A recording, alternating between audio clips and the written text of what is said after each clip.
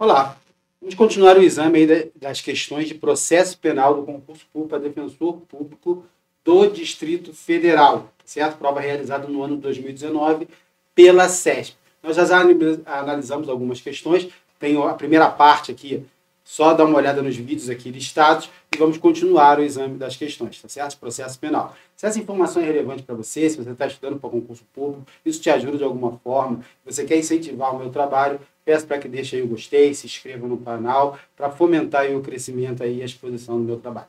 Okay? Vamos lá, começar o exame das questões?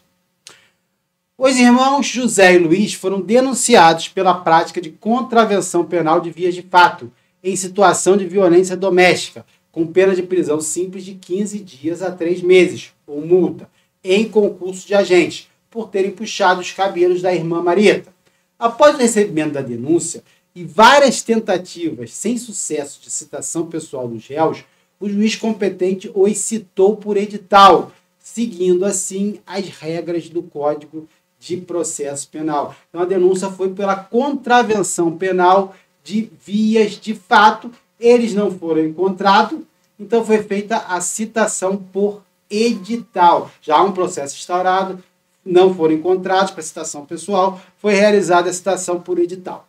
Diante dessa situação, analise as seguintes afirmativas. Antes de suspender o curso do processo e do prazo prescricional, o juiz deverá nomear defensor público para os réus, devendo este profissional apresentar resposta à acusação e indicar as provas que pretende produzir. A questão ela trabalha com o artigo 366 do Código de Processo Penal. Não tendo sido encontrado o acusado e tendo sido realizada a sua citação por edital, o que o juiz faz? Dá continuidade ao processo com essa citação ficta do réu, sem ele ter sido efetivamente encontrado, porque ele foi citado por edital. Nessa situação não se continua o processo, porque seria evidente ofensa ao contraditório e ampla defesa. Como é que aquele indivíduo vai se defender se ele não tem uma ciência real acerca do processo? Então, o Código, no artigo 366, ele determina que o processo fique suspenso, assim como suspenso o curso do prazo prescricional. Até que esse indivíduo seja encontrado. O Ministério Público continua procurando, o processo fica lá suspenso, de vez em quando retira ele, manda para o Ministério Público procura novos endereços do réu, em cadastros públicos e tal, consultas integradas, para se buscar onde ele está. Se ele foi encontrado, foi realizada possível citação pessoal, ou, atualmente, se é possível a citação por hora certa, mas aí tem que ter o oficial de justiça, ele tem que declarar que acredita que o indivíduo tem conhecimento da citação, mas ele está se escondendo para evitar que ela seja perfectibilizada. Fora desses aí, para realizar a citação dessa forma. Porque se não foi encontrado, o processo continua suspenso lá, assim como suspenso o prazo prescricional. Nessa fase da suspensão, o que o juiz pode fazer? Ele pode determinar a produção antecipada das provas consideradas urgentes e, se for o caso, decretar a prisão preventiva. E aí vamos para a afirmativa. Ó. Antes de suspender o curso do processo do prazo prescricional, o juiz deverá nomear defensor público. Mas agora vocês vejam bem, o réu não foi encontrado. Ele foi citado por edital. O processo vai ficar suspenso. Então, o juiz ele não tem que nomear defensor público para que ele se apresente a resposta à acusação e identificar provas que pretende produzir. Porque o processo, assim como o prazo prescricional, vão estar suspensos.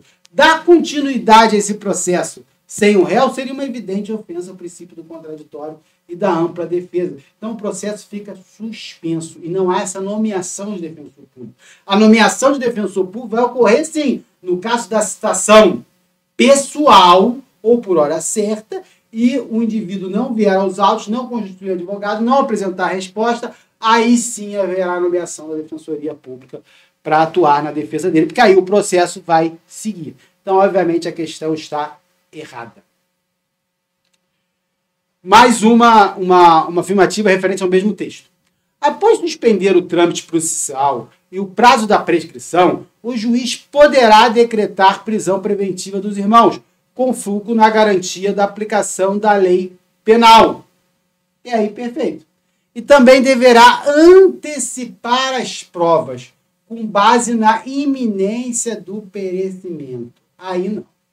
Porque ele está trabalhando aí com a literalidade do artigo. Ele não deverá antecipar as provas. Ele poderá antecipar as provas. E todas as provas, não. Só as provas consideradas urgentes. Podendo o juiz, está lá no artigo 366, podendo o juiz determinar a produção antecipada das provas consideradas urgentes. E, se for o caso, decretar a prisão preventiva. Então, ele pode decretar a prisão preventiva, se for o caso? Afirmativa correta. Mas ele deve antecipar as provas? Não. Ele poderá, e somente as provas urgentes. Afirmativa errada. Tranquilo? Nem faça essa aí. Mais uma afirmativa. Em caso de comparecimento pessoal de Luiz, o juiz deverá prosseguir com o feito com relação a este réu e manter suspenso indefinidamente o processo e o prazo prescricional em relação a José, excepcionando a regra de continência por comulação subjetiva. Nessa situação aí, efetivamente, se eu tenho mais de um acusado, um foi encontrado e foi citado pessoalmente. O outro, os outros não foram e foram citados por edital. Esse processo dos citados por edital e não vieram aos autos, vai ficar suspenso.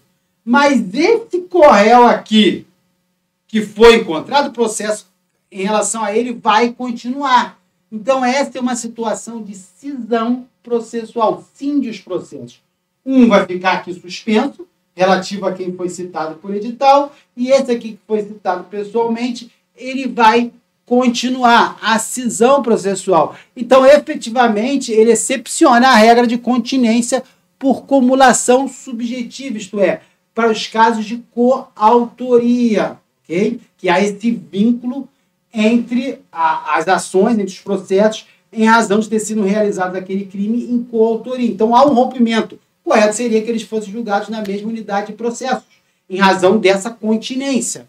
Porém, como um foi citado pessoalmente e outro foi citado por edital, e tem que ficar suspenso, só segue o que foi citado pessoalmente. Então, nesse sentido, a questão está correta. Mas olha só a pegadinha aqui do examinador.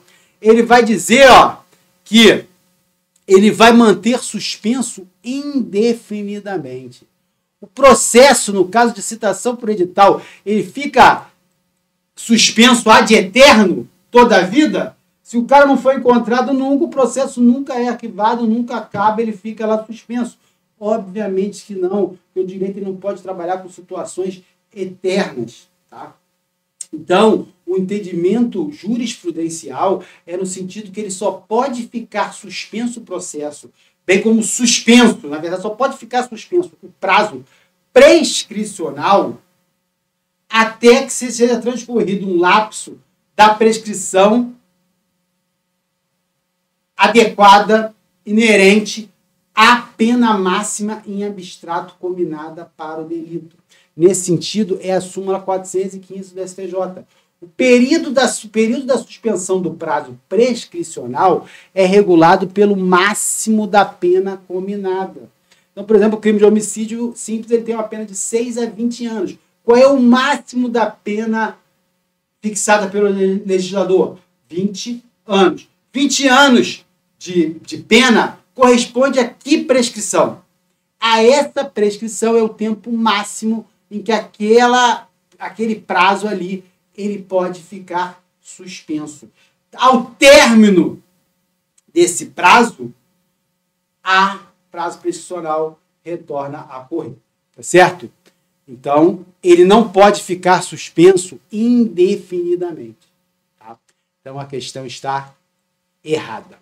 Afirmativa errada. Vamos para o próximo? Mesmo texto. Caso o Luiz tenha comparecido pessoalmente, ainda que o órgão acusador tenha pleiteado a sua absolvição, segundo disposição legal, o juiz poderá condená-lo e reconhecer a existência de circunstância agravante, pelo fato de a vítima ser sua irmã.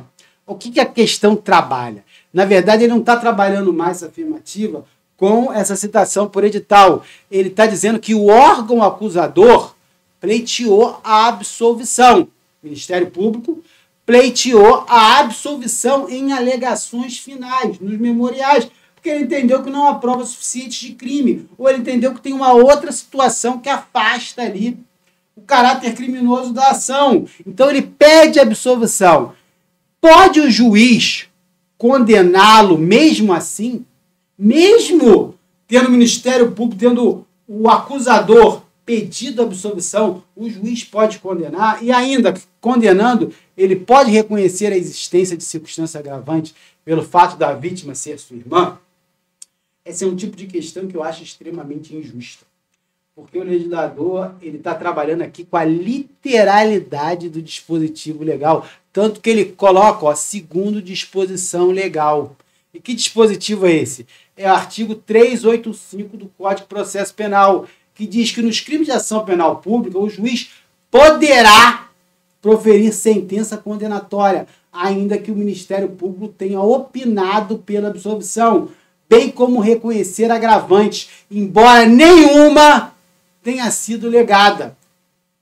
Só que, embora seja essa disposição legal, é isso que está expresso no Código Penal, ela sofre uma profunda crítica jurisprudencial da doutrina e da jurisprudência, uma vez que haveria ofensa aí o sistema acusatório, que é aquele que divide as funções de julgar da função de acusar. Se o Ministério Público é o legitimado para promover a ação penal, se essa somente se inicia mediante seu pedido, mediante a denúncia, e posteriormente entende o Ministério Público que não é caso de condenação, tanto que ele opina pela absolvição, como o magistrado poderia condenar? Não seria uma ofensa ao sistema acusatório?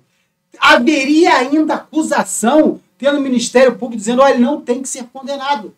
Se fosse hoje, ele não teria apresentado a denúncia. Porque agora, com a instrução do processo e tal, eu verifico que ele não houve o necessário para a punição dele. Então, eu estou pedindo a absolvição para a configuração da materialidade e a autoria do fato e a ocorrência de crime. Mesmo assim, o juiz pode condenar? Seria uma ofensa ao sistema acusatório, ok? E há entendimento que, nesse caso, o juiz não poderia, uma vez que eu não tenho mais acusação, tá? Isso daí, na ação penal 960, jogado pelo STF em 2017, constou expressamente na ementa que tem como afastada a pretensão acusatória quando a manifestação do titular da ação penal pública pela absolvição do acusado, não podendo o magistrado condenar de ofício. Então, vê que há manifestação do STF, embora a questão não tenha sido discutida nos votos amplamente, é a situação, mas constou expressamente na emenda que o Ministério Público, o titular da ação penal se manifestando pela absolvição, não pode o juiz condenar, porque importaria uma ofensa ao sistema acusatório, tá certo? Só que aí vem essa é a discussão. Eu tenho a previsão no artigo 385 do Código de Processo Penal, mas eu tenho essa crítica doutrinária que ele não teria sido recepcionado lá pelaquele inciso 1º, artigo 129 da Constituição Federal, que garante ao Ministério Público, de forma privativa, a promoção da ação penal. Lembrando as exceções da ação penal pública, privada, subsidiária da pública, e da ação penal privada, que aí é do querelante por meio de queixa. Mas consubstanciou esse inciso 1º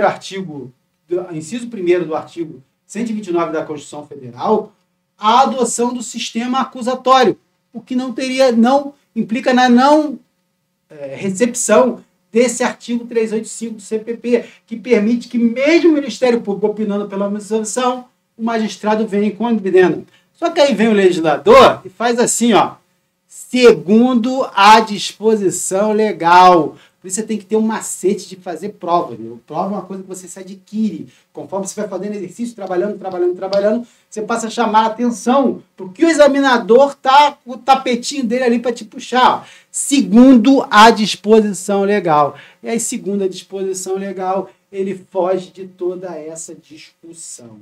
Tá certo? Então, o gabarito aqui foi certo. Certo, com base no artigo 385. Para finalizar, ele pode colocar essa circunstância agravante, mesmo o Ministério Público não tendo pedido? Segundo o artigo 385, pode. Ó. bem como reconhecer agravantes, embora nenhuma tenha sido alegada. Então é possível que o Ministério Público, vamos supor que ele tem um caso que ele peça a condenação, mas ele não pede de uma determinada agravante. Pode o juiz aplicar? Segundo o artigo 385, pode. Agora, um cuidado aí.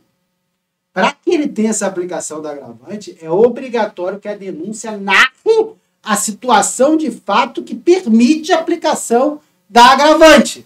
Porque se na sentença, na denúncia, não for narrada a situação e o juiz a reconhece, eu tenho aí um caso de clara ofensa ao contraditório e à defesa e criando uma surpresa para o réu, uma vez que o juiz está pegando uma circunstância que não foi narrada na denúncia. Então, a classificação jurídica, o magistrado pode realizar, desde que haja a narrativa fática na denúncia, uma vez que o entendimento é que o acusado se defende dos fatos narrados na denúncia e não necessariamente da capitulação realizada pelo Ministério Público ou pelo privado lá no caso de queixa.